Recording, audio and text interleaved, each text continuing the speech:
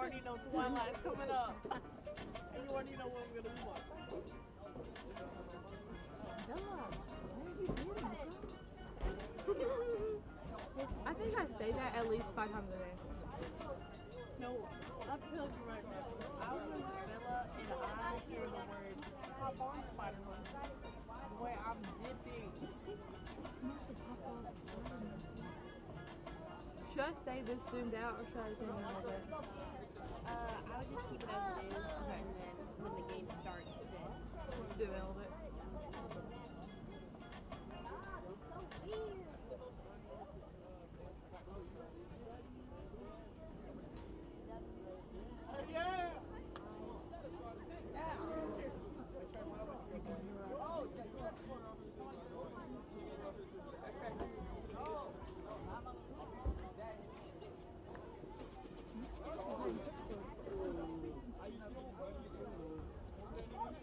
I'll put it on.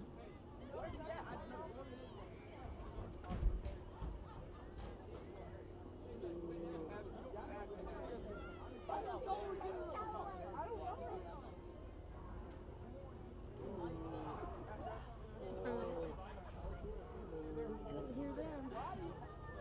okay. See if it'll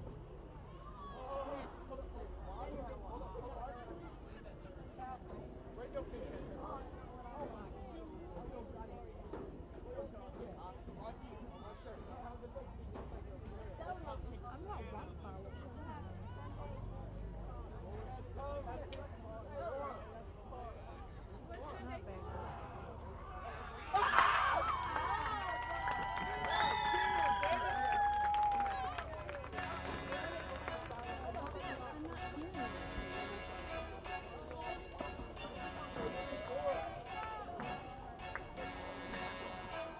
I'm not hearing it.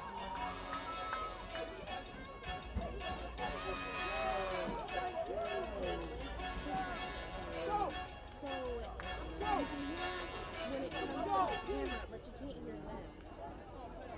Like their stuff is on. So what do we? Ladies and gentlemen, welcome to tonight's varsity matchup here at the Swamp.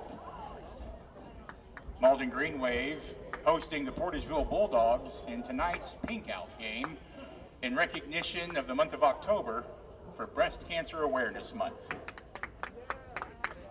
Head coach for the Malde Green Wave, Tristan Pulley.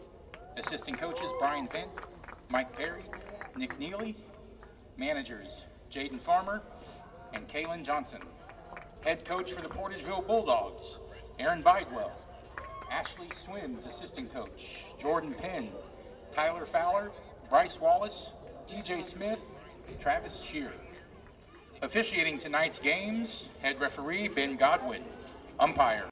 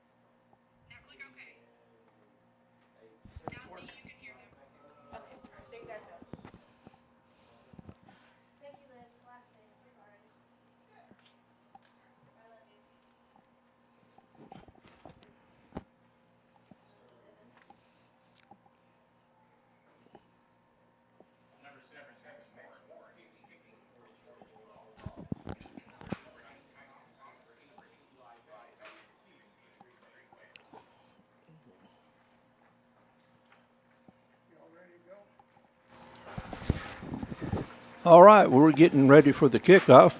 Portageville will be kicking off to Malden, a little pooch kick, and starting out with the yellow flags. And again, Terry, we're excited about the pink out game here October 3rd, Portageville versus Malden in Malden High School. It's a very exciting game. You know, Breast Cancer Awareness Month. A lot of the kids are wearing some pink in honor of that, and it's very exciting. You know, the cheerleaders as well wearing bows. So we'll see what's going on with the yellow flag. Well, yeah, the move back 5. I don't know if it's an offside, most likely. Nothing makes a coach happier than lining up offside on the initial kickoff. Yeah. I know my high school coach was always excited because I was always on the bench, so he didn't have to yell at me very much. Well, they're back. They're on the 40. There's the pooch. Fielded by Malden, and Portageville covers him up. Going out to the 39-yard line. From there, that's where Malden will start.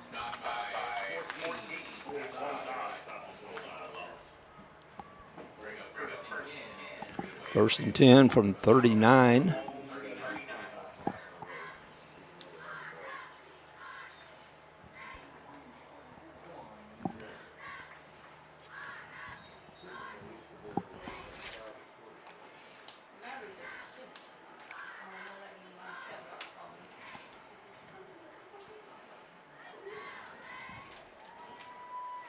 Quarterbacks in the shotgun. Three out to the right in motion, up the middle, and got a couple. Terry, looks like number 5, Jemias Benford's behind the center there, the senior.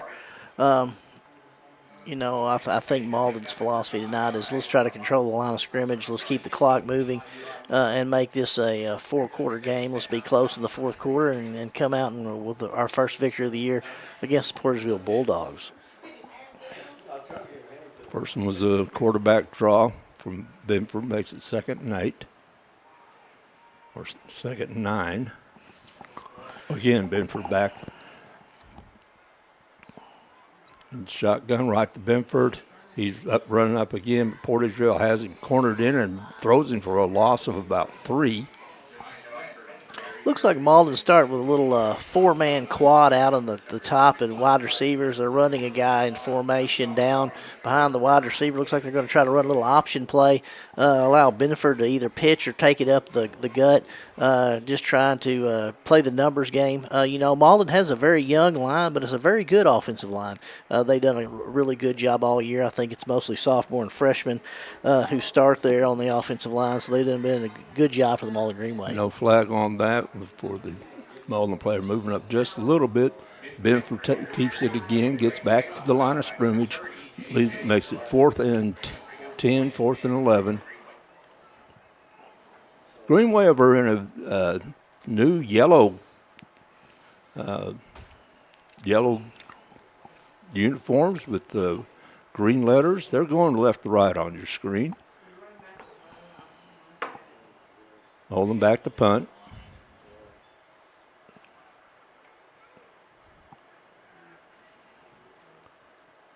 Punts away. It's a short one. Takes a Malden bounce, and then down there by number 55, Michael Garrett. Probably grabbed it a little bit early because it was bouncing in Malden's favor. But he picked it up on about the 36-yard line, Portageville's 36-yard line. Portageville will take over from there. 1st and 10. That's the sophomore Jordan Anderson punting for the Malden Green Wave. Did a good job of getting it off with the rush in his face. Let's see what the Malden Green Wave defense can do here on the first possession by the Portageville Bulldogs. Wide around in, gets away. Now that breaks away. Keeps going. And finally, that's number 3, Whit Vaughn. No. Jack Bell. Fine move. It just went right around in, turned the corner, got up through broke some tackles. All the way down to about the 18-yard line of Malde.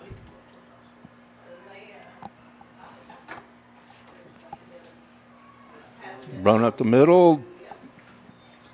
Tackled by, looks like, Garrett again. Pick up about 8.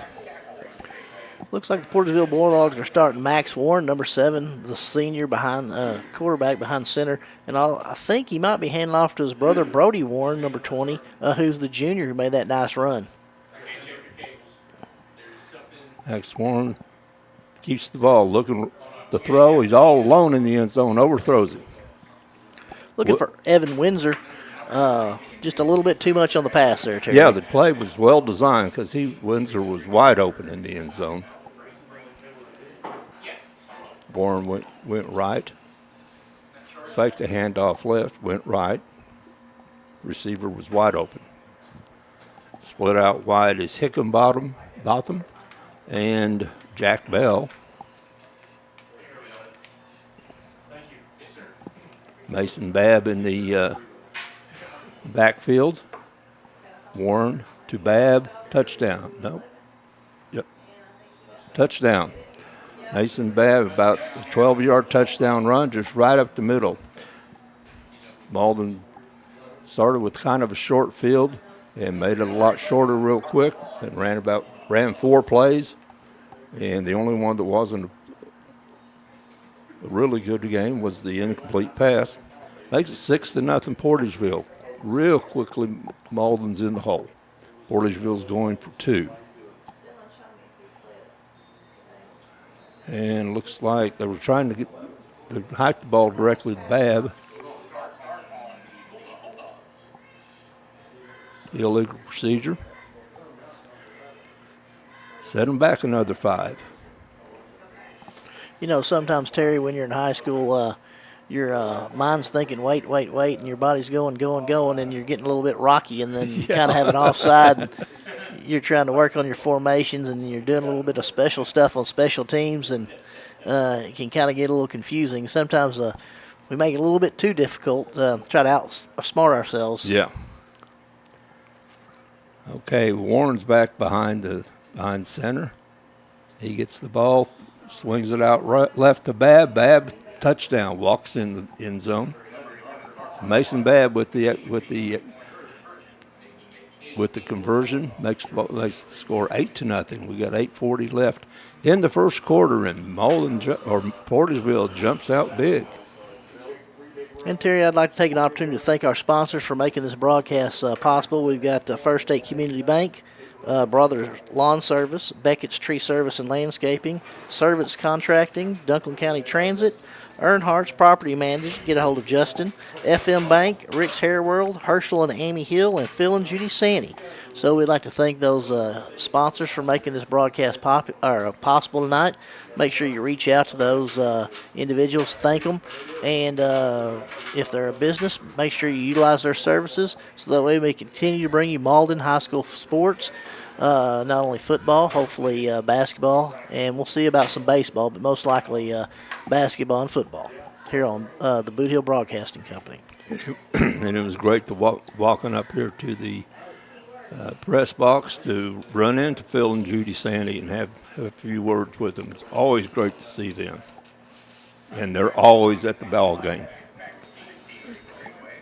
And always in the same seats. Even in basketball, I can show you where they sit. The little pooch got in the backfield by D.D. Reed, a junior, and he gets nowhere. He starts out about the 27-yard line. Going to be on the 27 to start 1st and 10. It was a big hit by James Shaley from the Portageville Bulldogs. Came up and really made a solid tackle. Kind of a bouncer to the the returner, and then he had absolutely no gain. Good tackle by number 8, James Shaley, the junior for the Portageville Bulldogs. Eli Beckett split wide to the right. Back to Benford. He's looking for Beckett. Beckett gets a step, but it's a little bit underthrown.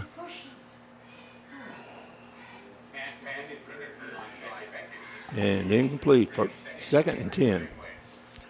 I think that's the first pass attempt of the night by the Green Wave, Jemias Benford. You know, I was talking earlier, I think Malden would be best served if they can figure, a little tough pass from the referee to the middle judge there. Looks like Jemias Benford's actually coming out wide here. We have a little change in the quarterback position. Yeah. And we got Beckett out. It's Beckett, the quarterback. And he takes it up the middle and nowhere to go. Looks like we had a fumble, Terry. And that's going to be a touchdown. Pick up. Pick and go. That's number 63, Jason Harper. Jason Harper is sophomore. Terry, it looked like we swung the wide receiver out here wide, and we had number 68, Alexander Burleson, taking the snap. And there was a fumble that was picked up, and then Portageville took it to the distance for a score. So very quickly, just another 17 seconds it took for Portageville to score when Malden had the ball.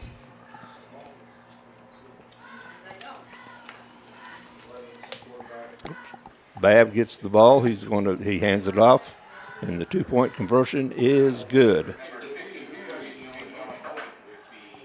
Parker Laws made the conversion for Portageville, and it's a 16-0 deficit for Malden real early in this game. We're just 8:23 left in the first quarter, and Portageville so far is dominating. And I think this is a situation where Coach Pulley and his staff, Brian Vent, Mike Perry, Nick Neely, the managers, Jaden Farmer and Clint Johnson, will just kind of say, hey, guys, we just need to calm down and relax. Let's focus on what our plays are and where we're at. Still plenty of time. You know, it's one of those things, still plenty of time. You're down 16-0, but what you want to do is control the ball and have some, get some time of possession and just be able to get a few plays in, get some first downs, get your offense going, get a little bit of rhythm. And, there's plenty of time to come back in this game. And, I was talking earlier, Terry, Malden has a very good offensive line. I think a couple of their runners might be out tonight, but I think they have a very good offensive line to be a situation in which you would hopefully give the ball to the guys and kind of make some first downs and let the clock kind of run and stay in the game. Okay, that kickoff it got by Kristen Thomas, and he went back and covered it up and downed it at about the 8-yard line. That's where Malden will take over on their own 8, 1st and 10.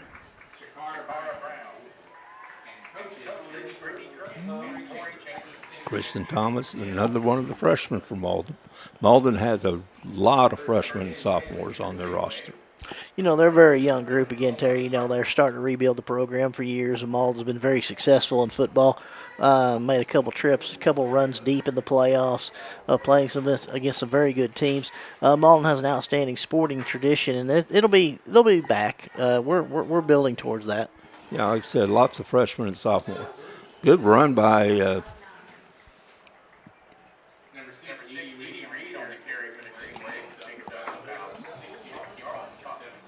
D.D. Reed. D.D. Reed is another sophomore. Nice run up the middle. Gets about 7. 2nd and 3. We've got 8 minutes left here in the first quarter. It's 16-0 Portageville. I really like those uniforms that Malden's wearing. I do too. Very nice. I noticed Devin Lewis is not in the ball game. He's not playing. He's on the sidelines in shorts. He's been probably Malden's best rusher this year.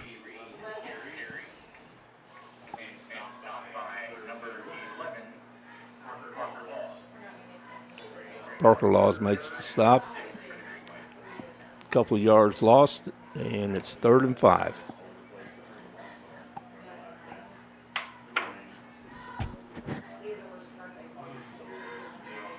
Malden still looking for the first down.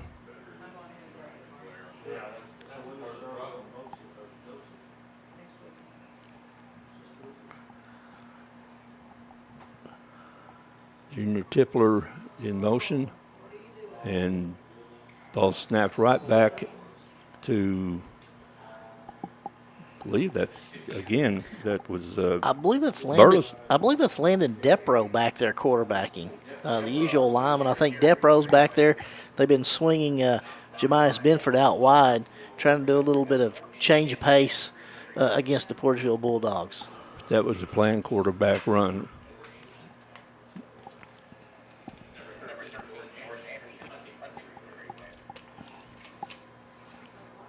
Jordan Anderson back to punt, standing on the goal line, gets it away. It's a short punt. It's rolling, gets a little bit of a Malden roll out to the 35-yard line. Did a good job, Parker Lewis, number 11, Portageville, getting him a lot of pressure. He did a good job getting that punt off. It didn't come out looking the best, but it was a very effective punt. Out, Malden takes over. They go to, Portageville takes over. They got a short field. They're at Malden 35. They have met little resistance.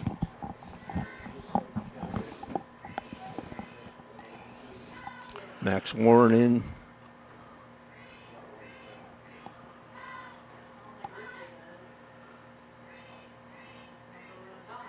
Goes left, fakes left, goes right.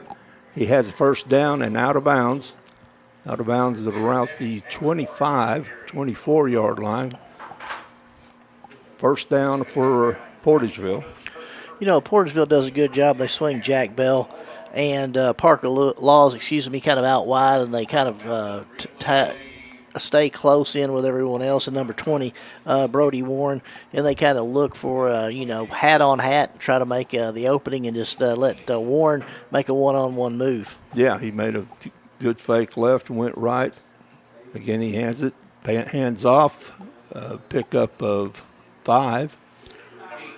That's James Shaley, number 8, who made a good tackle earlier in the game on a punt return for the Bulldogs. Very nice-looking athlete.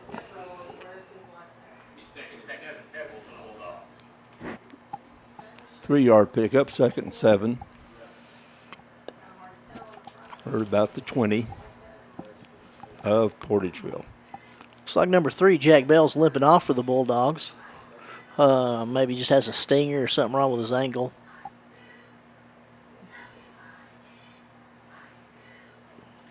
Warren back.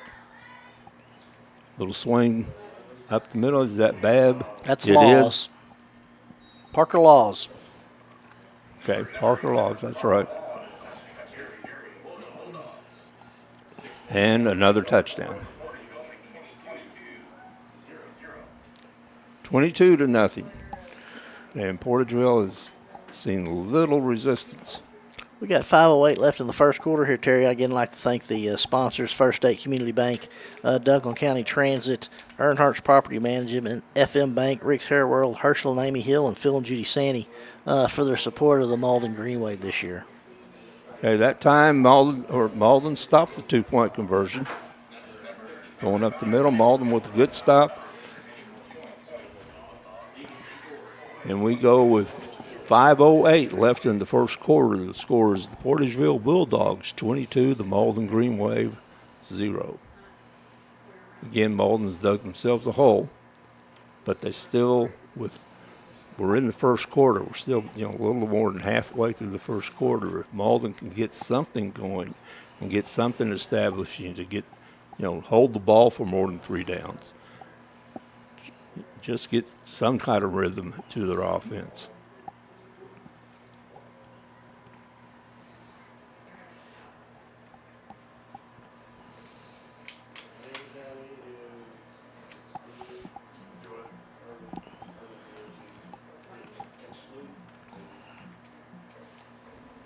Terry, what are you going to do with your weekend off since the Missouri Tigers have a bye week before they play the mighty Alabama Crimson Tide next weekend? I'll find something else to watch. You look like a Kansas fan. You going to watch the Kansas Jayhawks, Terry? Only if they're going to lose.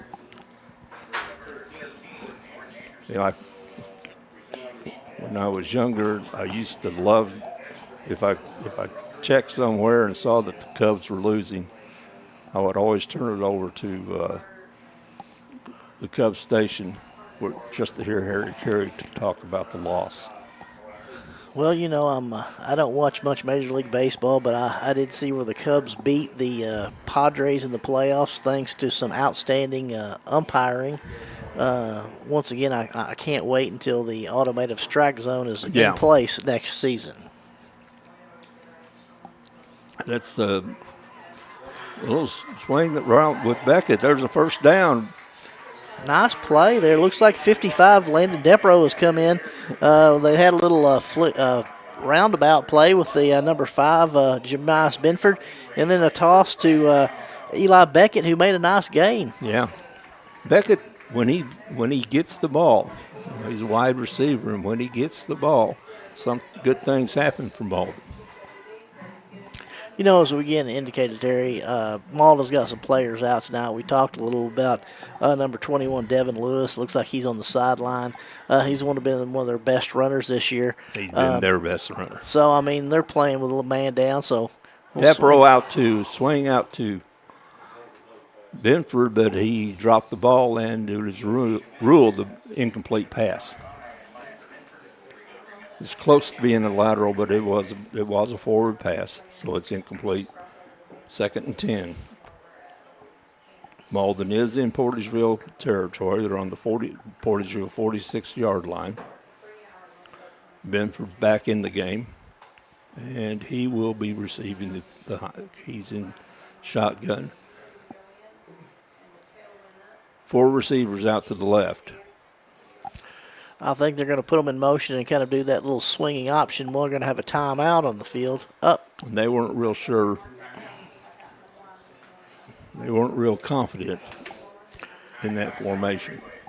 And again, we'd like to thank our sponsors, Dunklin County Transit. Our goal is to provide safe, reliable, and accessible transportation options to meet the diverse needs of not only Dunklin County, but our southeast Missouri community. We are committed to ensuring that all residents, regardless of their circumstances, age, or income, have access to essential services, healthcare facilities, employment opportunities, and recreational activities, and more.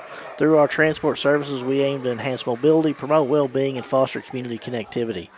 We'd like to thank Brothers Lawn Service, Beckett's Tree Service and Landscaping, and Service Contracting for all being sponsors for tonight's broadcast and helping the Boot Hill Broadcasting bring you Malden football for the entire 2025-2026 football season. 2nd and 10, 4:54 left in the first quarter. Malden with the ball. They just got their first down. Benford in the gun. Beckett and swing out to Beckett.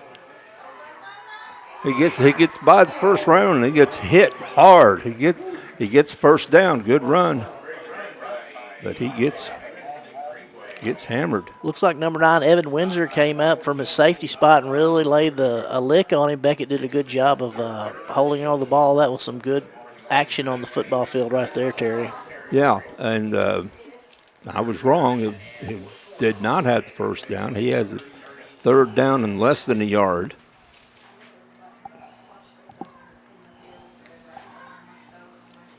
Again, Benford's back in the gun. Thomas in motion. Benford keeps and does not get the first down. Terry, Mullins did a good job of changing up formations. They went with 4 quads, 1 down. Closest to us, they've done a little option play. They switched up some quarterback stuff. They went with 2 wide receivers at the top, 2 at the bottom. So they're really trying to show Portageville a lot of different looks, and they're doing a good job of it. It's just Portageville right now is swarming to the football. They're doing a good job of tackling. Very sure tackles, not a lot of missed tackles. And when you don't have a lot of missed tackles, there's not a lot of run after the catch. And that's what Malden needs. And they're doing a good job with this drive. So Malden, with 3:31 left in the first quarter, is looking good here as they're marching down the field. Okay, 4th down and 1 or 2. Benford gives it off, and they're not going to get there.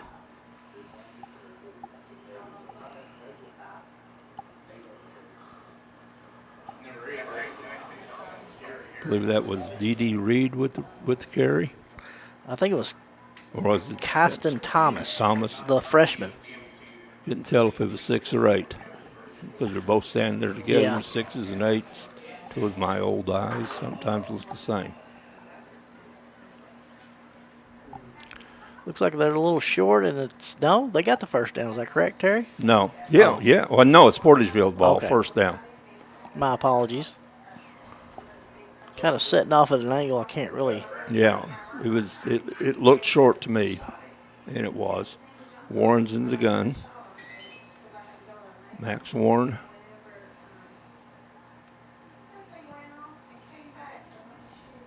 There's the fumble. Tried to give it off to Hickenbottom, and little bobble in the exchange ends up with a loss of 2 yards. And you know, Terry, we talked about it earlier. Sometimes I think coaches want to get a little too elaborate with their designs. You know, first of all, you need to have a quarterback. Just give it to a running back. You know, we're trying to do all this motion and these jet sweeps and things of that nature. Sometimes we just need to make a connection, give the ball to the running back, and see what we can get done. Portageville with the timeout. 2:48 left in the first quarter. Portageville's up 22-0, and they have the ball. They have the ball about the 36, their own 36-yard line. And so far, they've dominated the game. Malden does have one first down. Got real close to the second first down. I thought they had it initially on the run. On the run by Hickenbottom. And, you know, Terry, that last drive by the Malden Greenway was a good job of Malden switching up things. That little end-around flea flicker type a run by Eli Beckett really moved the change and helped them flip the field. Then they did it the other direction with a little option run to Beckett, and they were really moving the ball. And then Portageville just kind of, you know, bowed their back and made a couple stops. So let's hope the Malden Green Wave can do that right here and get us to the second quarter and see where we're at. Yeah, but, you know, when you get into the game, it looks like Portageville is the physically superior team. There's a receiver, Vell's all wide open. He's going all the way.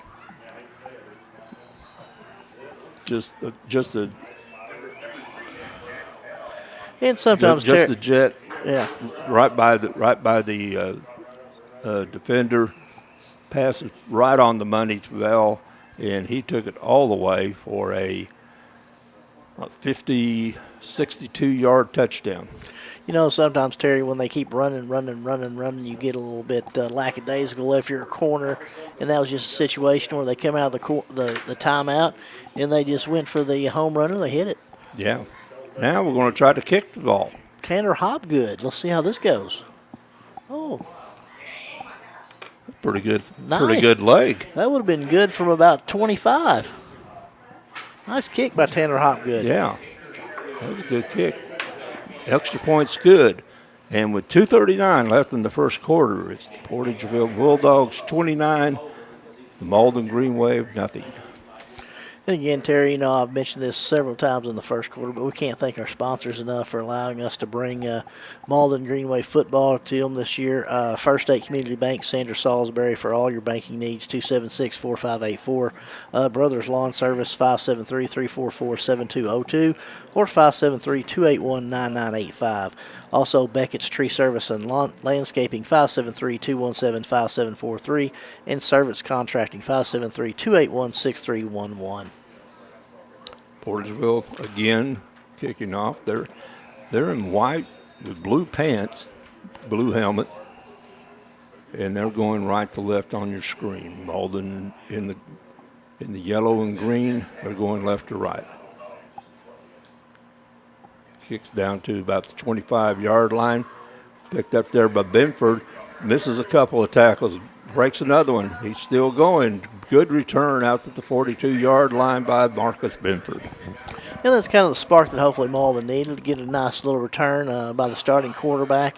Get us in good field position. Let's march this thing down the last 2:29 and get a score on the board. And I said Marcus Benford. Jamarius Benford.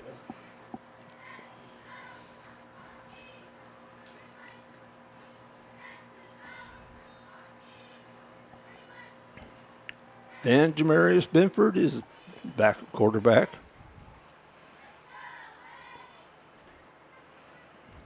Looks like we got 3 at the top, 1 at the bottom, and 1 in the backfield. Run a little pistol play. Benford throws it up to Beckett. Good to catch. Good catch. Oh, they're saying it's incomplete. I think they're going to give him the catch. I think it was down on the ground. Yeah, they're saying it was a catch, which I think is right. Good call, good pass, and good play by Beckett. The ball was a little bit underthrown. He came back, got in front of the defender, made the catch, made a good catch over the defender. And, we've talked about it all night. Eli Beckett's made a bunch of good plays. He's had a running play or two that's been very effective. He also had a couple of good catches. And, that's what Malden needs, something to keep the defense honest off the running backs. D.D. Reed goes left, cuts back right. Good tackle by Portageville. He gets up to the 25-yard line. That's Brody Warren on the tackle, the junior running back. Also looks like he plays a little bit of linebacker. Looks like he's not afraid to hit somebody, Terry. No, Portageville's they've been the physically dominant team. And, for Malden, if they're getting physically dominated, then they got to come up with deception plays or throwing the ball. Benford, back to Beckett, coming around right corner. He gets to the corner, cuts it up, and picks up about 7 yards. Good run by Beckett. And, Malden's going back to that quad formation at the top of the field, running Beckett in like an option formation, making Benford come down the line, making the lineman make a determination does he go for Benford, does he go for Beckett, and then you make that pitch, and then you pick up 3, 4, 5 yards at a time, and you just keep marching the ball down the field.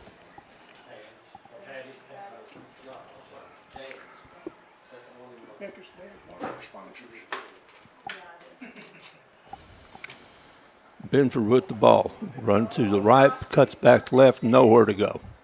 It's going to be 3rd down and probably 8. Loss of a couple. That was a good job by the Portageville Bulldogs, kind of sniffing out what was going on, reading the play, coming to the left down part of the field, and then just really swarming the quarterback. He had nowhere to throw the ball. Made a good decision not to throw it into traffic. Right. You possibly may have wanted him to throw it out of bounds, but again, he did a smart decision not throwing that into traffic. Eli Beckett split right. Beckett, Bradford looks at him and overthrows him almost. Catch there would have been a score. But that one was a little bit too high for Beckett to reel in. Loss of the ball, turnover of the ball on downs. Portageville with the ball, 1st and 10 at the 23-yard line. 37 seconds left in the first quarter, and Malden wants to forget this first quarter.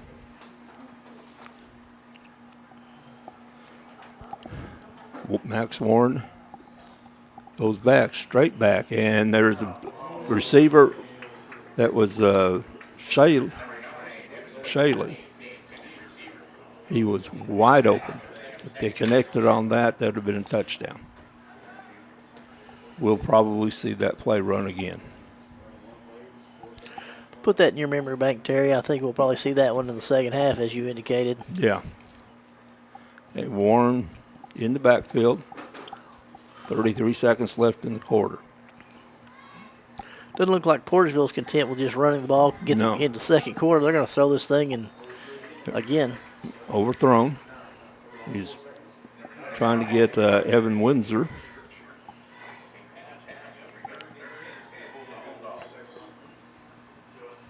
If Portageville's not careful, they're going to wind up losing this ball on downs or have to punt and give the ball back to the Malden Green. We have a good position to move into the end zone.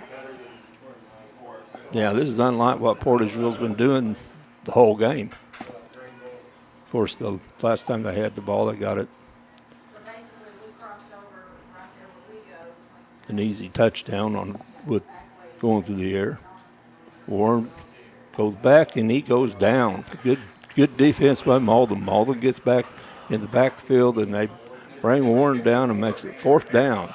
Terry, that looked like he was looking for the pitch, and that play was just blown up from the beginning. It looks like there was 3 players all in the same position, and he didn't really know which one to go to, so he just kind of kept it. I think that play just didn't have much traction from the time of the snap. Well, he juggled the ball a little bit when he first got it, and that any timing they had on that play was gone. So, hey, end of the first quarter. Malden's getting ready to punt. Portageville's getting ready to punt with the lead, 29-0.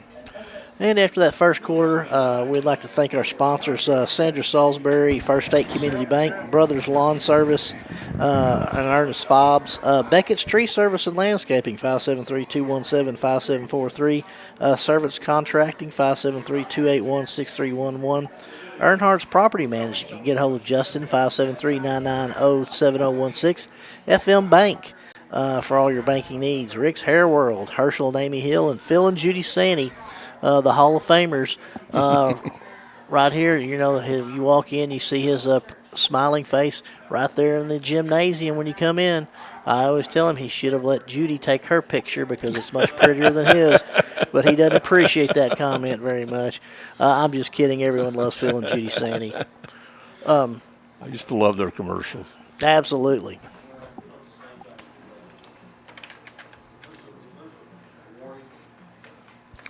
All right. Portageville in the punt formation.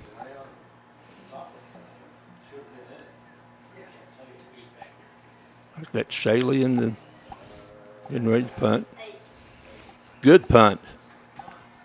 Tries Beckett back. Fair catch call for a good punt, but gives Malden pretty decent field position. They're on the 42-yard line, their own 42-yard line. 1st and 10, and they're getting ready for, and they more than ready for a new start to this game.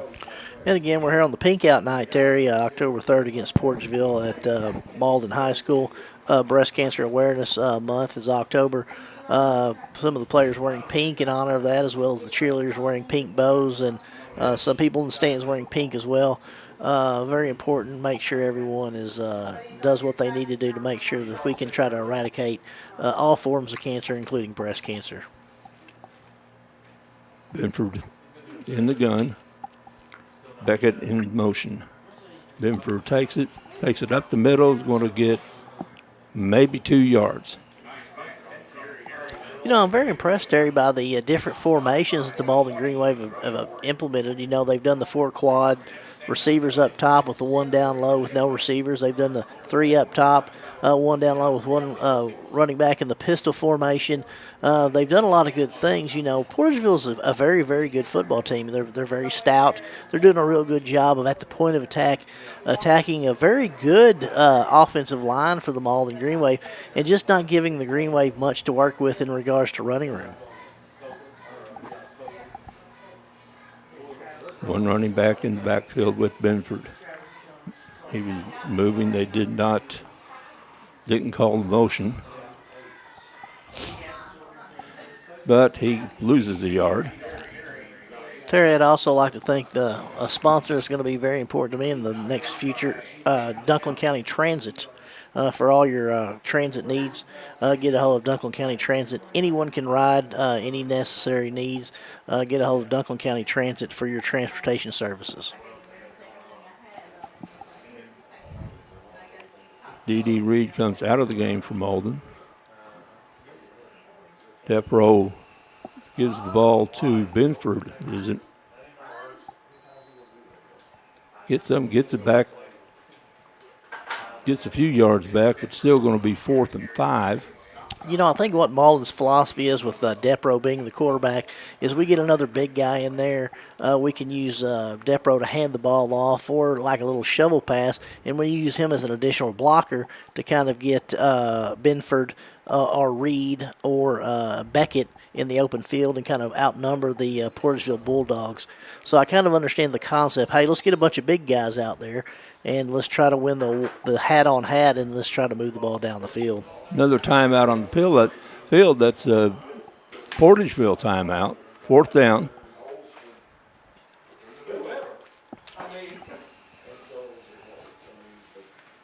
Terry, if you're Coach Pulley, I mean, it was a rough first quarter. We've got 9:54 left in the second quarter here. Portageville up 29-0. Some of the stuff that they're doing is working. It's only working between the 20s and the 20s. I mean, we've got to get a point to where we can kind of push that ball into the end zone and kind of finish a few of these drives. Well, they're trying to do some deception, which they need to do because they're at this point of the game they're getting physically manhandled by Portageville. So get a few deception plays. Change of directions. And we've talked about some of the injuries. Number 2, Tristan Moncrief is down there on the sideline not playing. 44, Damian Anesser is not playing. 61, Peyton Pridemore's on crutches. Probably the leading runner this year, Devin Lewis, number 21, is also down there in street clothes, not playing. So, 5 games in, you have a lot of injuries, and Malden's suffering from that right now. Okay, pitch from Benford out to Beckett. Beckett looked like he got the first down, and he did. Good run by Beckett again. I was reminded that Beckett's father is one of our good sponsors, Beckett Tree Service.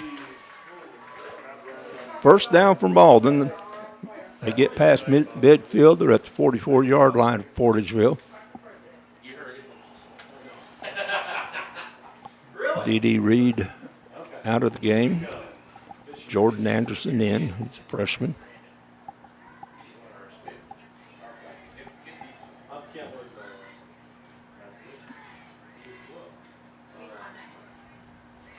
Run up the middle by Benford. Another good run right up the middle.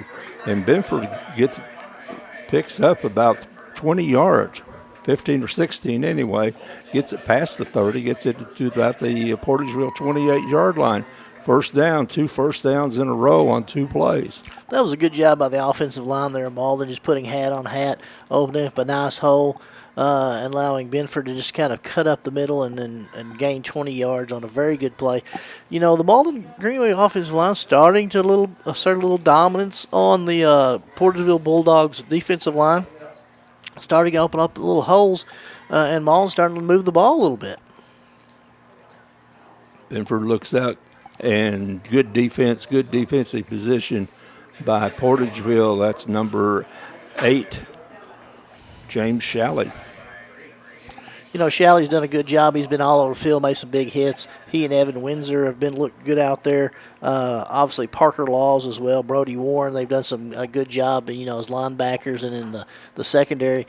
You can't say enough about those guys up front for the Portageville Bulldogs. Eli Wheeler has been doing a good job on the defensive line. But Malden, again, moving the ball.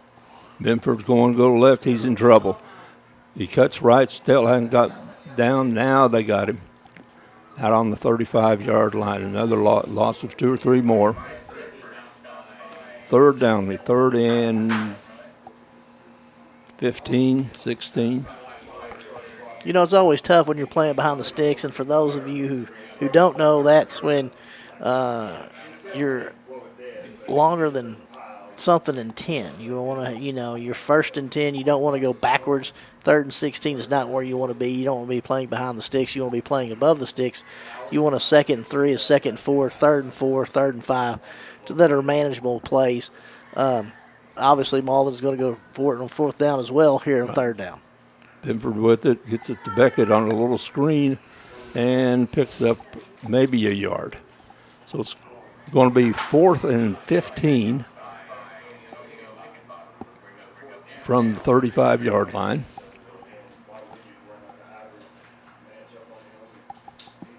So you got to have something that's designed to get 15 yards.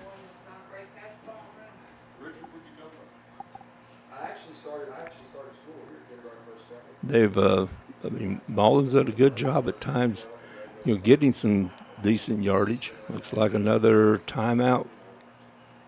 Timeout Malden. See what they're going to do on 4th down. And again, you know, Terry, while we're going to the timeout, we'd like to thank all of our sponsors. First of all, Duncan County Transit. Duncan County Transit, our goal is to provide safe, reliable, and accessible transportation options to meet the diverse needs of not only Duncan County, but our Southeast Missouri community. We're committed to ensuring that all residents, regardless of their circumstances, age, or income, have access to essential services, healthcare facilities, employment opportunities, and recreational activities, and more. Through our transport services, we aim to enhance mobility, promote well-being, and foster community connectivity. We also like to thank Earnhardt's Property Management. Get a hold of Justin, 573-990-7016. FM Bank, Rick's Hair World, Herschel and Amy Hill, and Phil and Judy Sandy. Beckett's Tree Service and Landscaping, 573-217-5743. Brothers Lawn Service. Sandra Salisbury and First State Community Bank, and Servants Contracting. All right, let's see what Malden's going to do here on fourth down. 4th and 16. They're on the 35-yard line of Portageville. You know, Terry, I was a little so there was 14 seconds left in the play clock. They're down 29-0 here in the second quarter. It was a situation of they called a timeout. I was kind of curious as why they didn't let the play clock continue to run and then call a Benford's timeout. back. He gets hit. He gets hammered. Down to Beckett. It's going to be a pass interference call. Looks like Benford's down. He got hit pretty hard. He got slammed. He was slammed right when he let go of the ball. Beckett was double teamed, but he got interfered with. Definitely interfered with. Make it a first down. Now we may not have a quarterback. Benford's a tough kid. Looks like he's up. He's back down on his knees. I think he's going to stay in the game.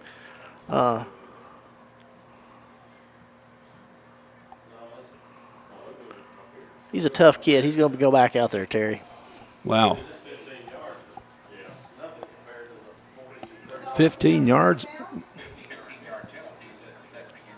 But it's a personal foul, not an automatic first down. Ball back to Depro. I think he got it.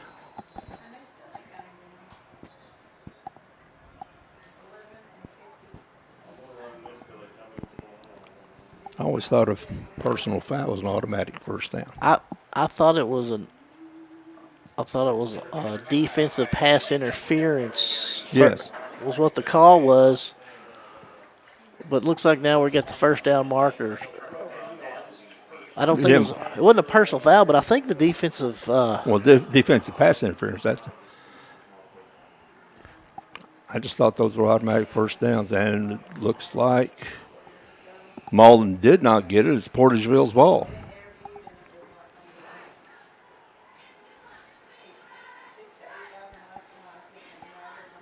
Portageville takes over at the 20-yard line, at their own 20. Pass out to the left, gets by one line of tacklers. First down and pick up about 13 or 14. And it looks like Portageville has started a little new formation. They've got three guys up top, and what they're doing is they're just blocking the two defensive backs that are out there, and they're shuttling to the third guy, and they're just kind of running a little bubble play, a little bubble screen to the outside. Yeah, they swung that one out. The Laws, he picks up 12, 13 yards. Warren, run up the middle, past the first line, and tackled after about a gain of 13, 14. That was Percy Kirkwood on the tackle, number 20 for the Malden Green Wave. That's Brody Warren on the run.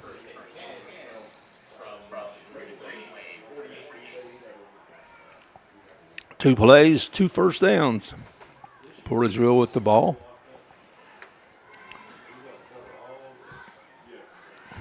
Warren over to Bell.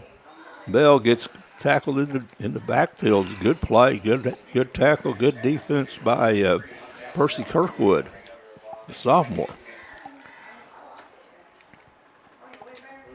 Little or no gain. 2nd and 10. 6:39 left here in the second quarter. Portageville up 29-0 over the Malden Green Wave. Portageville is not content on running the football right now, are they, Terry? No, they're kind of showing showing what they got some new toys. Back past the Laws underneath the coverage. He gets out to the 35-yard line, the Malden 35-yard line. James Bell was running, or Jack Bell was running deep on that pattern, and he was open. We'll see if they remember that.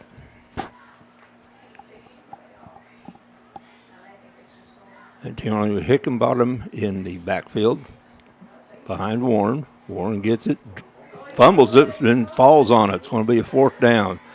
Loss of 3 as Warren tried to do something before he caught the ball.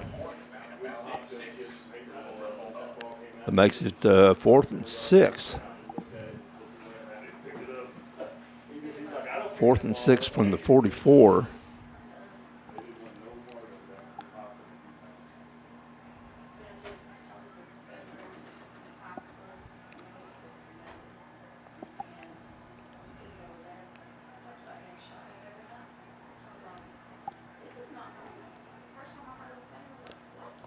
Warren pitches to Hickenbottom. He gets around, 1st down. He's running. He's going to take it all the way. Just gets around it. Once he got around the corner, there were some blockers out there to take care of the defensive backs, and Hickenbottom took a 45-yard touchdown, 45-yard touchdown without being touched. Looks like we have a flag on the play, Terry. It looks like they're calling a hold. Sometimes that end around play is open for a reason, and I think this time Portageville was a little handsy on the outside there. Of course, you know, what do they say? There's holding on every play if you want to call it. It's just how bad of the holding it is. Now, you couldn't play if they called it by the letter of the law.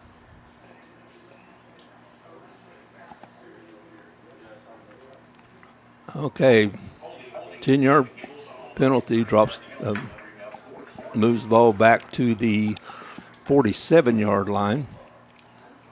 Penalty called from the point of the play. It's going to be Portageville's going to punt it, or look like they punt it. They did punt it. It's short. It gets past Malden. Malden falls on it. That's a situation in which you just stay away from it if it's a punt. I don't know who they're going to say recovered the football. I don't know that it touched. Did it touch the I think it hit returner? I think it hit number 13, and the coach was telling him, stay away, stay away, stay away, and it is Portageville's football. Yeah, Portageville's ball. You know, in a situation of a punt, if you can't pick it up, you run away from the football. If it's a kickoff, then you obviously have to cover that. That's a situation and just a bad break for the Malden Green Wave as Portageville gets the ball back. And that was one of those punts that was just a little pooch off the side of the foot. It was not going where you expect it to go. And that could have happened to anybody. Max Warren in the gun.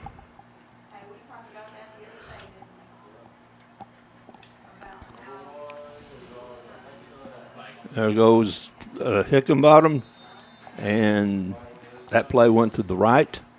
As the last play went to the left, that play looked like the same play, went to the right, and nobody.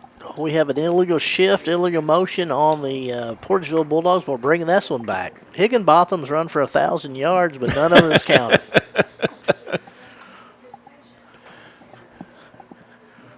I don't know who he upset in 7th hour PE class, but they are not going to allow him to get any stats tonight, Terry. Have I ever told you about my intramural career in 6th grade PE? I scored more points than anybody in the history of Holcomb High School. Unfortunately, I was a senior and I was playing against fourth graders. You could dominate them. That's right. You show them who's boss. Warren to Laws. Laws cuts back. It's going to be another Didn't get the touchdown. Got down 2 yard line. Got run out of bounds on the 2 yard line. That would have been 3 plays and 3 touchdowns. Terry, looking at the Portageville Bulldogs, they got some good-looking athletes with James Yeah. Shaley, Parker Laws, Antonio Hickenbottom, obviously both of the Warren boys, and not to mention the linemen. So they got some outstanding players and have really done a good job of mixing and matching. And they're executing.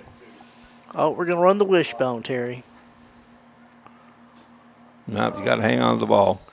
Now, Terry, that's a classic example of we have Laws behind the center after Warren had marched him down the field, and he couldn't get the snap. What's going on? Why are we changing up right now when things are working?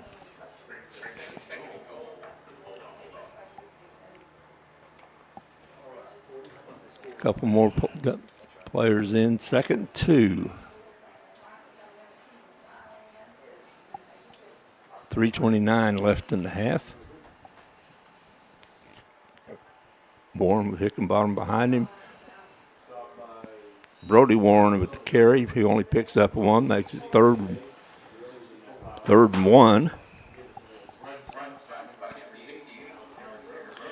Looks like we got 3 minutes left in the second quarter. Portageville up 29-0 over the Malde Green Wave. Portageville on the door of attempting to score for the 4th play. The last 3 have not counted as a result of penalties. Warren gets the handoff. Hickenbottom walks in the end zone. So Hickenbottom didn't get his first 2 touchdowns, but he got that 1 yard. You know, Terry, we could talk about that one. He would have got a 30. Let's see, he had a 40-yard run. Then he had a 20-yard run. They were both called back, so now he's only going to get a 1-yard run. Yeah. Going to the sideline, he's worn out. Kick is good up, and again, right down the middle. You got to like that kid. That's a good-looking kick by Tanner Hopgood, the junior, for the Portageville Bulldogs. All right, 2:45 left in the first half. Portageville's up 36-0. The clock is running. And again, Terry, we like to thank our sponsors for making Malden football possible. Beckett's Tree Service and Landscaping, 573-217-5743. Brothers Lawn Service, Ernest Fobbs, 573-344-7202 and 573-281-9985. Sandra Salisbury, First State Community Bank, 573-276-4584. And Servants Contracting, 573-281-6311. Make sure, and Beckett's Tree Service and Landscaping, 573-217-5743. Make sure you reach out and patronize these sponsors that make this broadcast possible of Malden Greenway football. Warren getting ready to kick off. Another little pooch. Picked up by Beckett, and here goes Beckett. He gets around a couple and gets out to the 46-yard line, the Portageville 46-yard line. Beckett kind of walked in front of the other receiver from Malden, took the ball and took it up another 20 yards. Good run. Beckett's done a good job here tonight. Has had a couple big runs, has made a couple big pass plays, connections to move the ball down the field. Looked really good there for Eli Beckett tonight. He's been making those plays all year, just haven't been in position for a whole lot of them.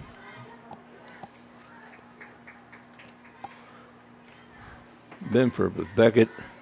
Little pitch to him, gets it in the backfield, cuts up, and picks up 7 yards. Good run.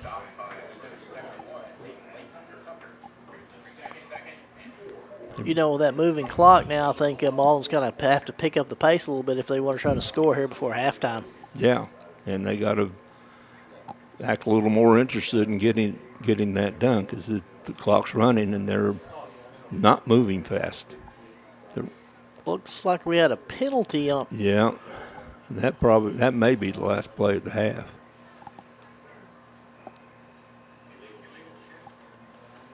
Illegal substitution, I believe, was the call.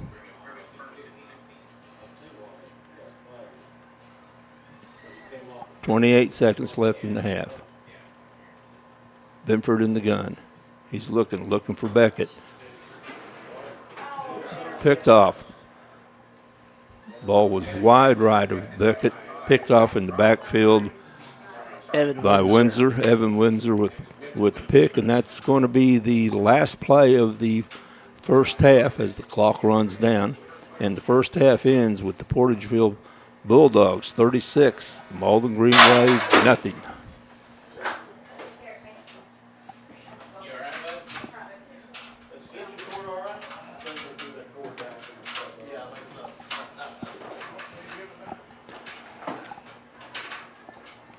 Well, Devin or Darren, it's a long road for Malden with down 35-0. In the second half, they're going to have to look just to play good football. They're probably down too much, especially with the clock running. But they're just going to have to play good football. And if they do that, they might be able to get back in the game, or they might be able to establish something for next week. And that's right. Terry, I've been in situations where I put myself out there. I've not always won everything, but you just got to keep picking up and just doing the best you can. Learn from the tough times, and it makes the good times that much more enjoyable. And that's where we're at with all the football right now.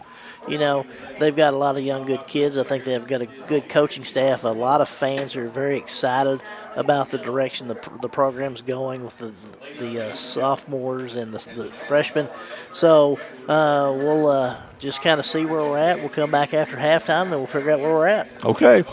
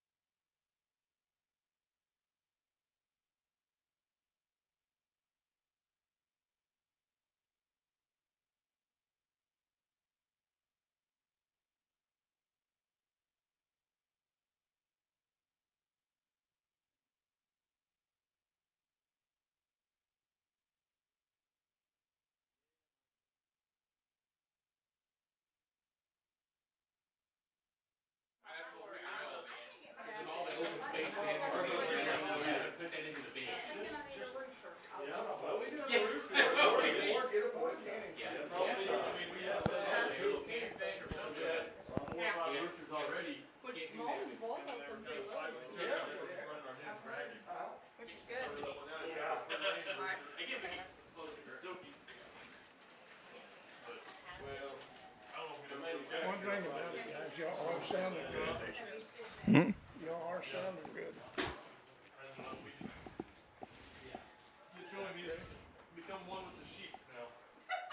All right, here we are back for the second half of this game between the Portageville Bulldogs and the Malden Green Wave. Portageville scored 36 points in the first half, and Malden had 0. You know, Terry, looking back at the first half, you got to be excited about the Malden Green Wave as far as the numerous formations they ran. I like the 4 quad wide receiver look.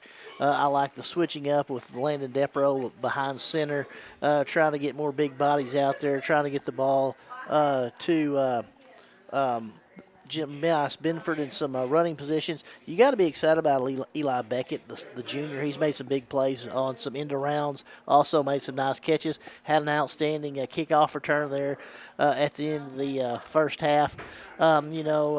You clean up a few things by the Malden Green Wave in this game, is a little bit more manageable. Portageville's a very good football team. I know they came in at 2-3, but they play some very good teams.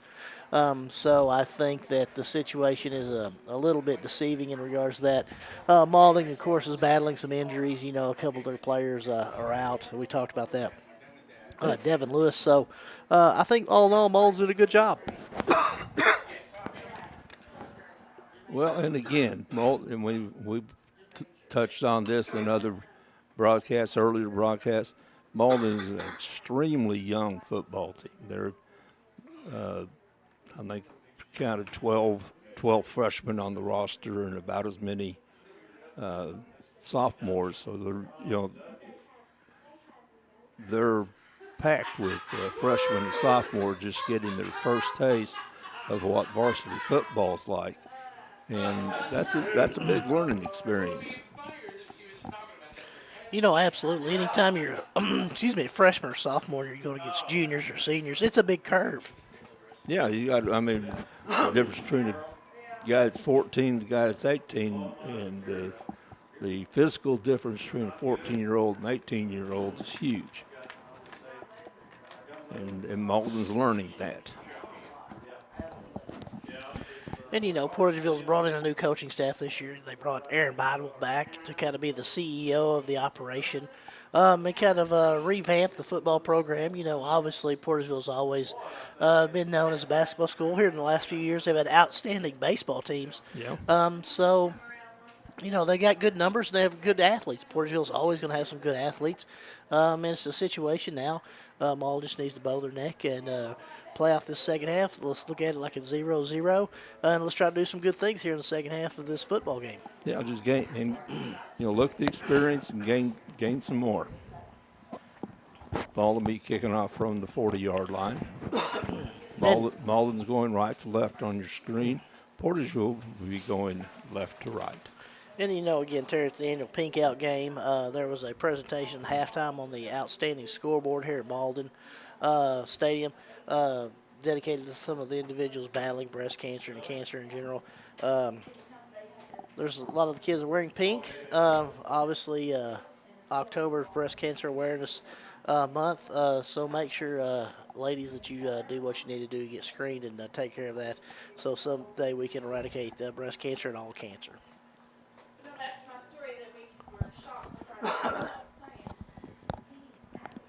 Hickenbottom is back deep to receive. Terry, my unofficial reports on his rushing yards, 1,000 rushing yards minus the 999 that were taken off as a result of penalties for 1 yard with 1 touchdown in the first half. Check Misha records to see what's the record for yards lost to penalties. Left-footed kicker for Malden gets it over to and it's going to take it all the way. That's Parker Lewis. Parker Laws. Parker Laws Laws. takes it all the way, got the ball at the 30-yard line, and ran pretty much untouched all the way down for a touchdown. You know, Parker Laws is an outstanding athlete. He's been doing some stuff both offensively and defensively all night. He's a very dangerous return man, as you can just see. He did a good job taking the ball from the top of the field all the way down to the bottom, utilizing the blockers for a nice run for the Portageville Bulldogs. 42-0. Portageville looks like they're going for 2. Yeah. 1.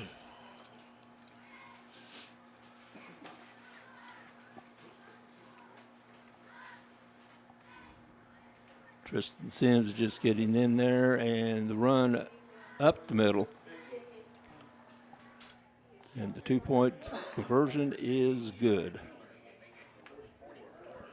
And Terry, as we indicated in the first half, the mercy rule's in effect anytime the points are 35 or more, is my understanding. So that's why the clock's continuing to run here in the second half. And unlike basketball, that's the rule that's in effect the whole game. Anytime you get down 35, no matter when it is, because Malden got down 35, and in the second quarter, and the Varsity clock started. Unlike basketball, where it's the fourth quarter. So, Portageville will be kicking off. Looks like Warren will do the kicking. Looks like Eli Beckett and Benford Jemias Benford are back deep. With Pooch and blew the whistle. I think he may gave the fair catch signal. I think he was just waving his arms trying to get where he's supposed to go. And he Yeah, I think he did the fair catch signal, waving a bug off. And again, Terry, we'd like to thank all of our sponsors for making this broadcast possible. Duncan County Transit, Earnhardt's Property Management, call Justin 539907016, FM Bank, Rick's Hair World, Herschel and Amy Hill, and Phil and Judy Sandy. Alden takes the ball on their own, it's like 27-yard line. 1st and 10. Benford in the backfield with Beckett.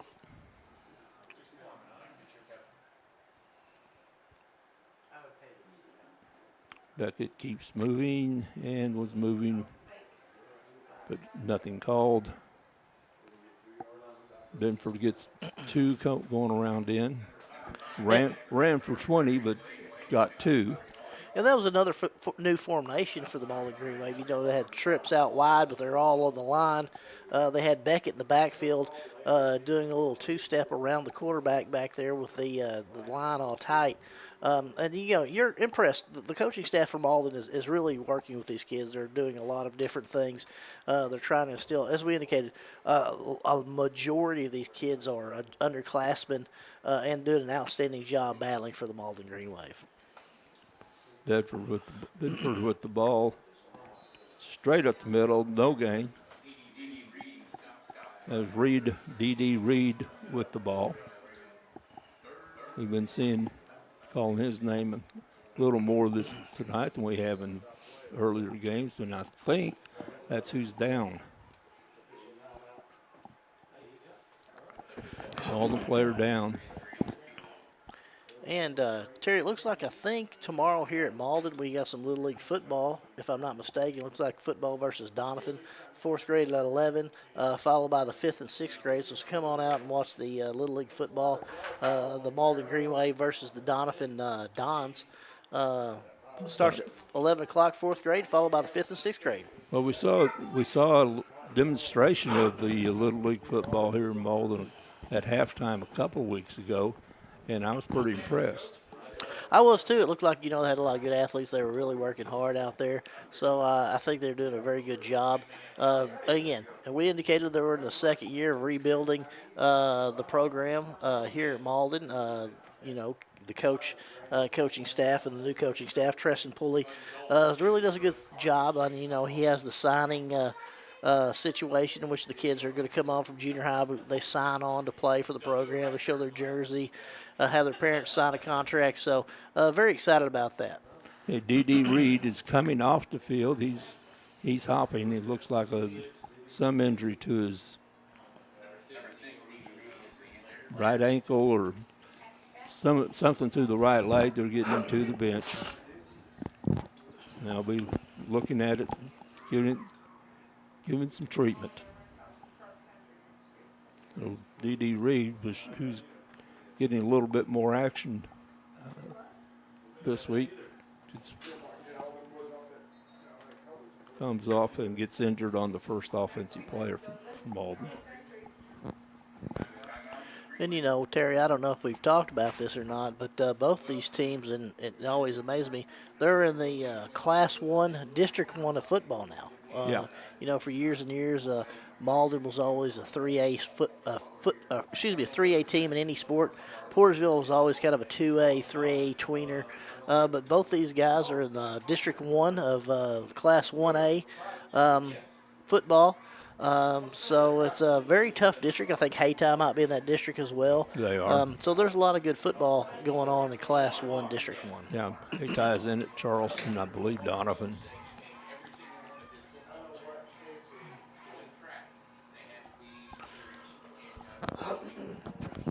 Looks like Malden called a timeout, stopping the clock with 7:35 left here in the third quarter.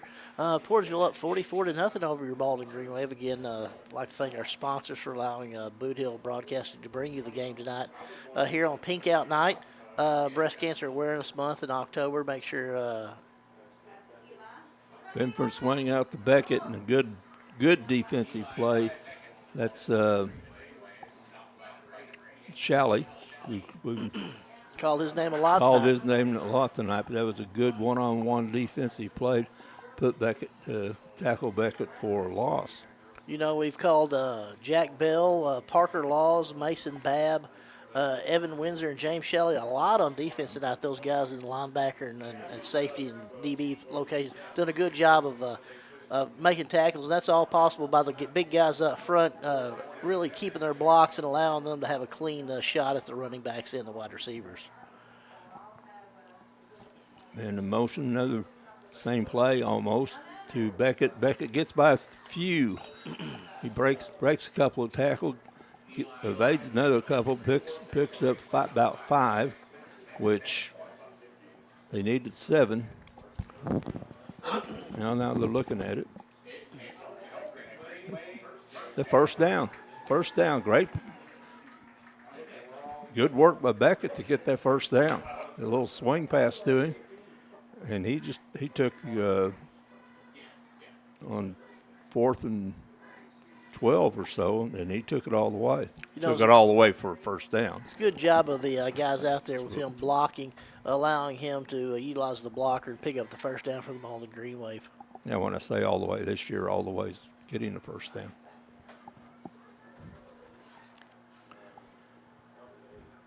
Benford back in the gun. Quarterback draw. Kicks out right. Gets around the corner. Kicks back again. And another first down. And it's going to be I think it's going to be a personal foul. There was hands up around the face mask. Good run by Benford. And I think they're going to add some to it. They got their hands up around the face.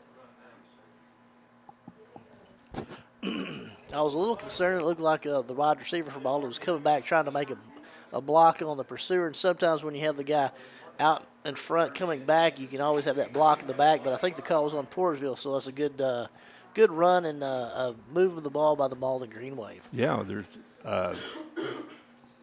it's like no penalty on the play. Clock still running. Denver swing out to Beckett. Run that play 3 times already this drive. Beckett cuts back and gets outside and gets to the 35-yard line. Another good run by Eli Beckett.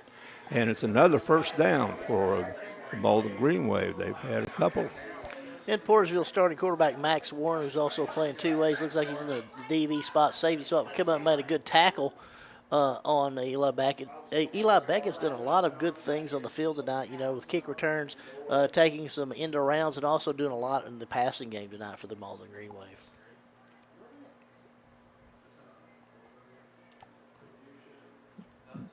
Depro in the quarterback position. Another situation in which we bring 13 off, we put 52 on, kind of get a little bit more beef on the line, and we do a little play trying to use Depro as a blocker. They kind of sniffed that one out, though, Terry. They saw that one coming. It's going to be a loss of 10.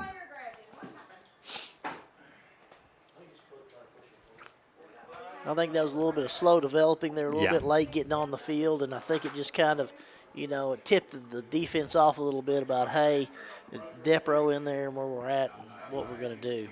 Yeah, and they were keying on Benford, and he didn't have a chance.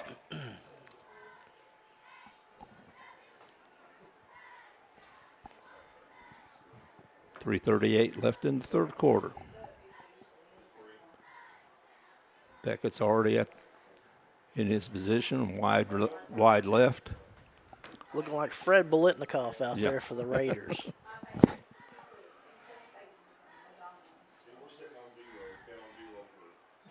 Remember, Army had a wide receiver. They called him the lonesome wideout or something. His name was Carpenter. He never came back to the hub. He didn't be involved whenever they're going to decide who they're going to hand off to. Yeah, he stayed out of the huddle, took his possession like Beckett was there, and just guess he knew what he was going to run. I'm going to change gears just a little bit and talk about Holcomb. We got some players that are going to college and playing ball on the college level from Holcomb, like Chloe Hendricks, who's a volleyball player for Freed Hardeman. Next year, Landon Hodges will join Chloe at Freed Hardeman and play volleyball. Ava Gurley is at St. Louis Community College to play softball. Ella Lemming is going to middle area at I was going to say Flat River, but it's Park Hills now. Play softball, and Bryce McNabb to play baseball. He's going to the middle area. So congratulations to all those Holcomb players moving on to play at the college level. Benford quarterback.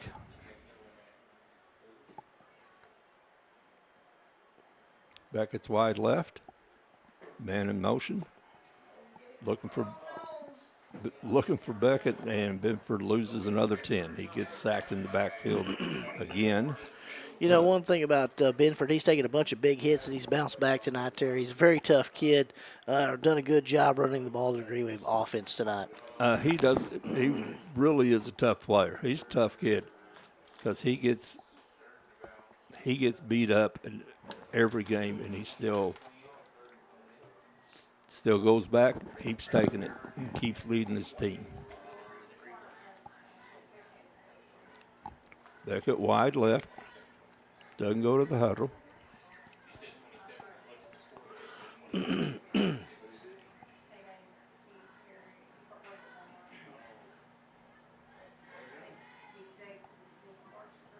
Thornton in motion, looking out to him, and there's Portageville. They sniffed it out. They saw it coming, lose another, move back another 9 yards. They said didn't lose 10 on that one. That's a positive.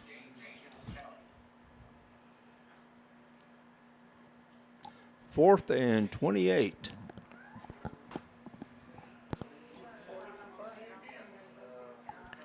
And, Terry, again, we'd like to thank all of our sponsors for allowing us to bring Malden Greenway Football, Brothers Lawn Service, First State Community Bank Service Contract, again, Beckett's Tree Service and Landscaping.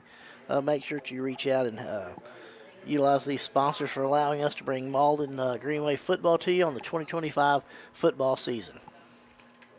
So we timeout on the field, timeout Malden, 1:29 left in the third quarter. Team comes over to the sidelines. 4th down and 32 yards. You know, Terry, I've always been fascinated when coaches have those little cards of plays. And I would probably say that if you had to break down with the coach, Coach Pulley, if he looked at his plays to 4th and 32, there's not a lot on those cards for that other than possibly punt or do the best you can. Now, you know, there was the coach in Arkansas who never punted. Yeah. He felt that it was always a situation in which, punting was never a good thing, and you should always just utilize what you need to do and go forward. Is that correct? Yeah. And Terry's been distracted. But think about it. It was Arkansas. Let's just don't take a whole lot of it. Well, you know, Terry, if we're going to get Benford almost broke away. He was just quarterback draw and almost broke away on that, but he didn't break away, and the ball goes over to Portageville. And, you know, he looked at his 4th and 38 play sheet, and that's what they drew up. And they did a good job of moving the ball kind of past the 50. So, I mean, you've got to be pleased with that. I mean, again, 1 minute left here in the third quarter with a moving clock. Portageville up 44-0. You know, right now, Malden is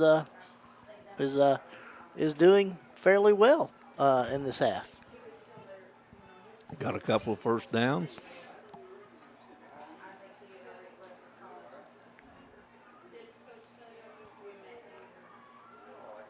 Max Warren still in the game. Higginbottom in motion, gets the ball, goes up the middle, cuts out left, gets around the defender on the edge, and he's finally taken down. It looks like Beckett, and if it is, he's down.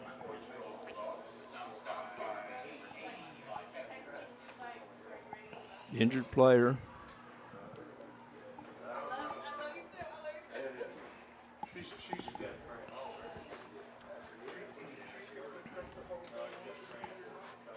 Malden coaching staff coming out to check on the player. He's trying to get up. It's on the far side of the field, over by the Portageville bench, in front of the Portageville bench. Pretty good crowd of Portageville fans. Absolutely. Again, we're here on Pink Out Night. You know, breast cancer awareness is in October. Make sure you do all the tests that you need to try to help us eradicate cancer, horrible disease. There was a very special presentation at halftime on the big scoreboard. If you haven't been to Malden football stadium lately, come. The press box is amazing. The Mike Bullock Memorial press box, as well as the outstanding audio, video display on the scoreboard is amazing. Great facilities. And again, it's a wonderful place to play football here in Malden. Pretty decent hometown crowd. Very decent away crowd for Portageville. They've got the visitors stands about 3/4 full. And it is Beckett coming out. That doesn't bode well. Looks like he has a problem, maybe left knee. Beckett made the last tackle.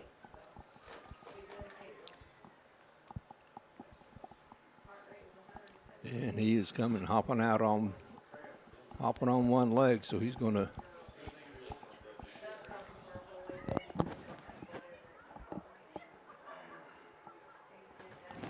looks like he's going to join D.D. Reed on the bench with a leg problem.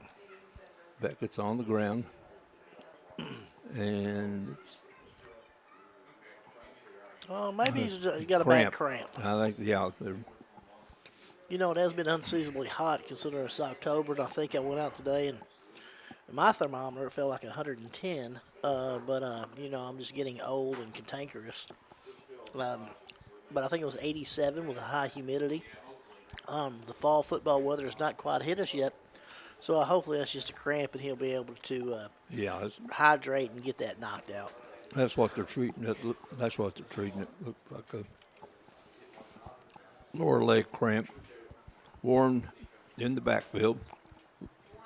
His Hickenbottom gets around, almost gets around the end, but a nice tackle. Good tackle on the.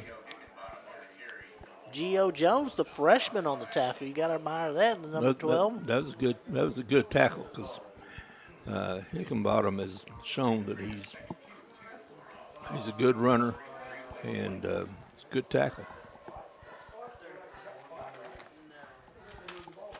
We're in the fourth quarter, 11:27, and the clock running. 2nd down and 2 from the 21. Warren picks up a busted play and runs it into the end zone.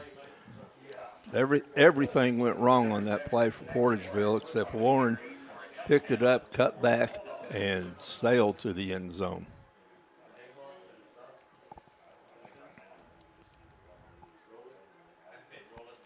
Makes the score 50-0. And we're going to kick the extra point. Hopgood looked good on his other two. That one wasn't so classic. So Hopgood misses the extra point. He's 2 for 3 on the day. And with 10:25 left in the game, the score is Portageville 50, Malden nothing. Terry, again, we have a Little League football here tomorrow at Malden. Little League football versus Donovan, 4th grade at 11 o'clock, followed by the 5th and 6th grade. Come on out and root on your elementary Malden Green Wave, building for the future here. Take advantage of it. Be some beautiful weather. A lot of activities to do in the Southeast area here in Dunklin County. And come out and watch some football. The Little League, again, 4th grade at 11 o'clock, followed by the 5th and 6th grade. And we saw an exhibition of it a couple weeks ago, and it looked pretty good. Portageville will be kicking off from their 40 to Malden. Terry, I know you're going to find this hard to believe, but sometimes I watch TikToks. And I don't know if you're familiar with the TikToks that I watch, but the one I'm most excited about is Greg Olson and Luke Keekley, and well as James Stewart from the former Carolina Panthers, all coach a junior high football team. That'd be interesting. Greg Olson's son is on the team. They were beating a team 44-0. He was complaining about an offside call against his players. I saw a picture of that. And I guess, that's much like the Nick Saban. Yeah. That's why because everything is, you have to be perfect on everything. And then you just practice. But I knew that you'd appreciate that because I know you're a big Carolina Panthers football fan. Yeah. Not so much. Not so much. Okay. Greg Olson's play-by-play. Okay. I was kind of like in baseball when Kennett played Westminster. Yes, that's correct. And one of the parents was Mike Matheny, who was at the game. He didn't have a job at that time. And who was the pitching coach? At that time, it was pitching coach for Westminster. Oh, it was Andy Bennis. Bennis, yeah. Benford with the ball gets slammed again. Big tackle. Boy, he has taken a beating. Looks like number 51 for the Portageville Bulldogs with a big tackle there. Gavin Crumley came out from his lineman spot and made a big stop on, again, you can't be too kind with the words on Jemias Benford. Tough kid, done a good job Really running tough. the offense, taking some big shots out there. But he continues to pop up and keep going. You got to admire that. Looks like Eli Beckett's got that cramp knocked off on the sideline. Hopefully he'll get back in the game here soon.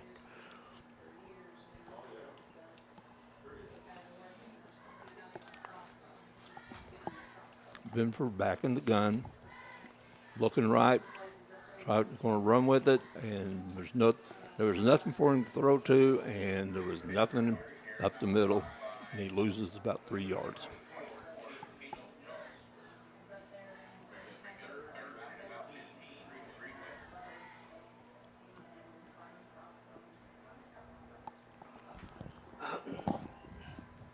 You know, we're talking a little bit about the Mizzou Tigers off this week. After their homecoming victory against the most powerful team in Division I, the UMass Minutemen.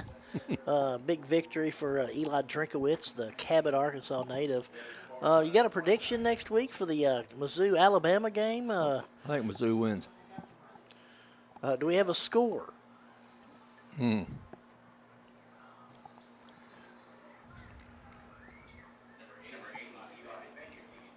This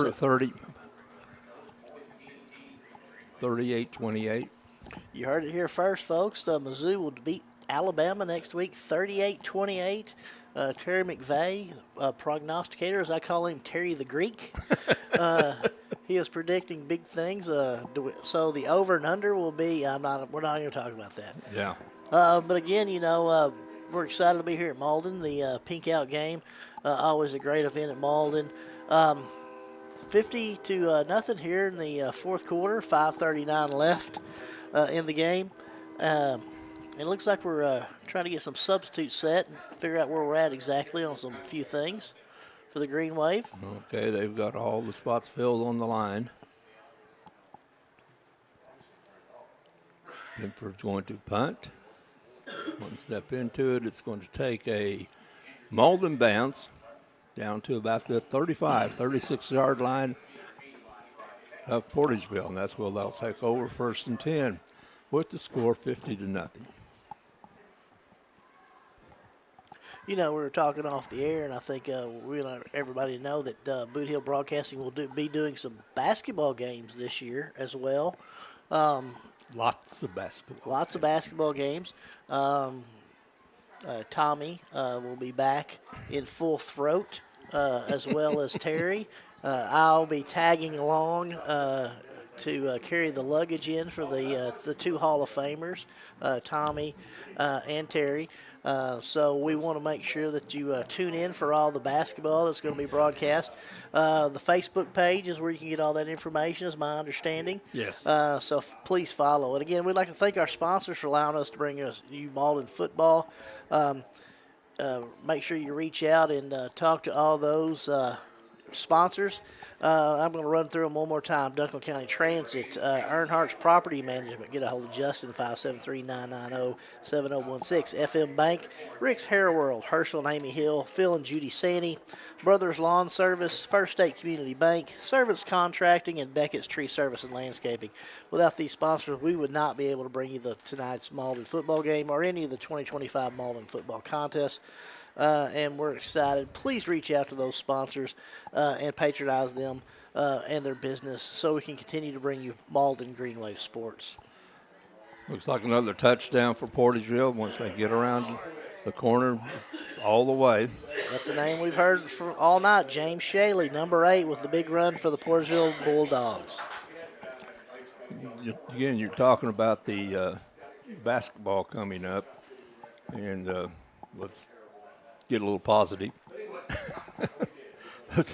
The basketball coming up, the 21st of November starts the basketball season for us, and that's the Campbell JV tournament, which is always a good tournament. Always you get to see a lot of good players.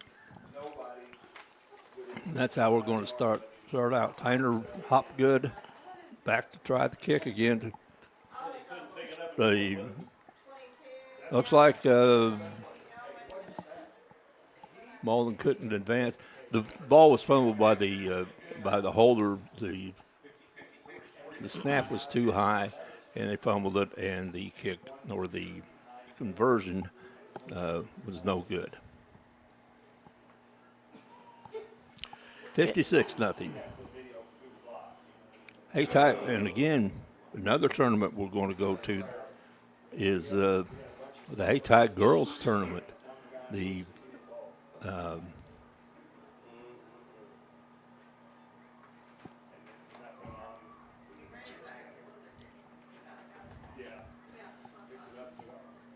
drawing a blank, but on December 1, it's the Haytide girls tournament named for the one of the best basketball followers I've ever known.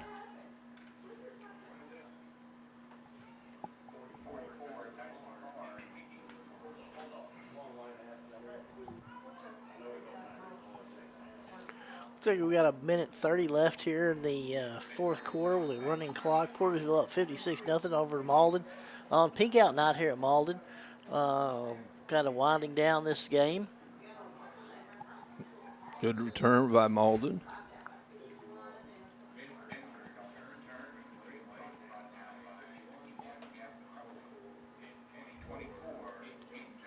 It's the Haytide girls. It's the Al Jackson Haytide girls tournament. Going to be in Haytide. Of course, Al was. I realized I just drew a blank on his name because he was a friend.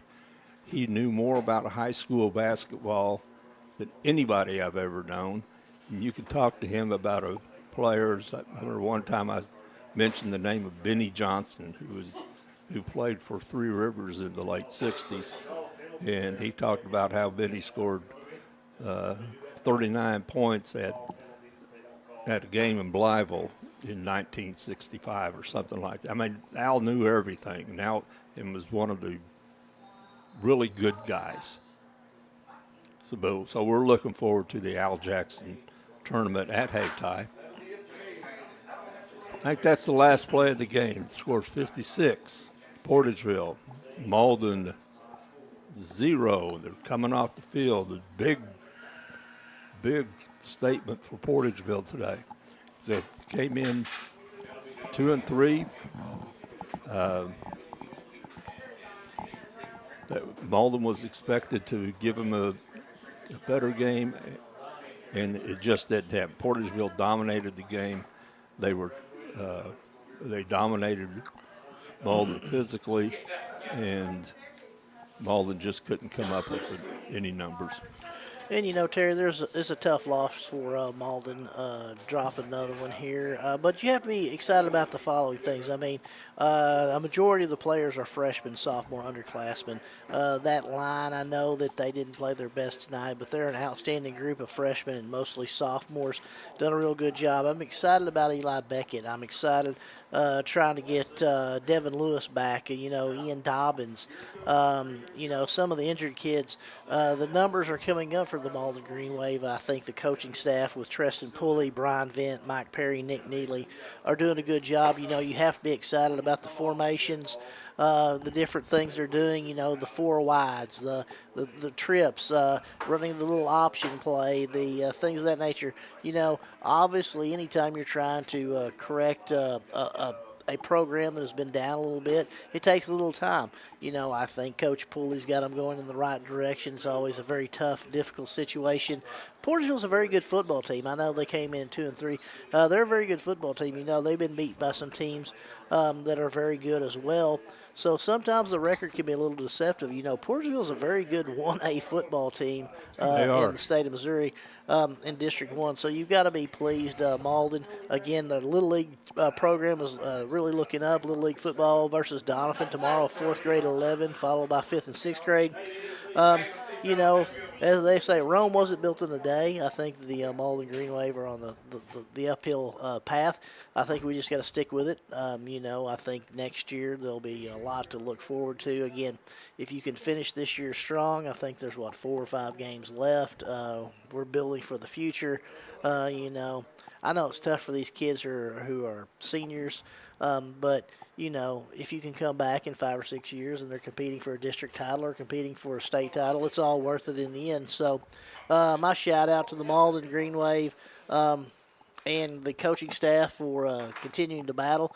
And I hope the kids keep going and keep doing what they need to do. Hope they'll get a little healthier, and then we'll see where we're at. Well, one thing, a positive for Malden, is they have a plan. with the Little League program coming along and building with the young players, they have a plan. And if you have a plan and you can stick to it, you can come out of this okay. It's just, it's painful at the first. And that's the stage we're going through right now. But they got to keep on the plan, keep building the youth programs, get the foundation, get a base, and work from that, and Malden can come up. And again, you know, it's like the coach I saw the other day. You know, he was wondering, why are we not winning these games? And a lot of the times is the kids don't think that they're championship level players. These guys are championship level players. They can make plays. They can do what they need to do to win titles here in Malden. They have a coaching staff that can also win titles. You've got to believe. Go by that trophy case, see those trophies in the past, think we're going to add to that trophy case, and we know we can do it. You know, off-season workouts, extra film study, extra things of that nature. That's what it takes to be a good football program, and that's what Malden's putting into it. So I'm very excited for the future of Malden Greenway football. All right, and we'll see more of the future of Malden Greenway football as they play New Madrid next week. New Madrid had Kennett tonight. I don't know how that game came out, but we'll look forward to seeing you next week. I'll be boning up on some Bob Euchre lines from the Major League, and we'll just go from there, and we'll see you next week as Malden battles the New Madrid Eagles. Thank you for watching Boot Hill Broadcasting.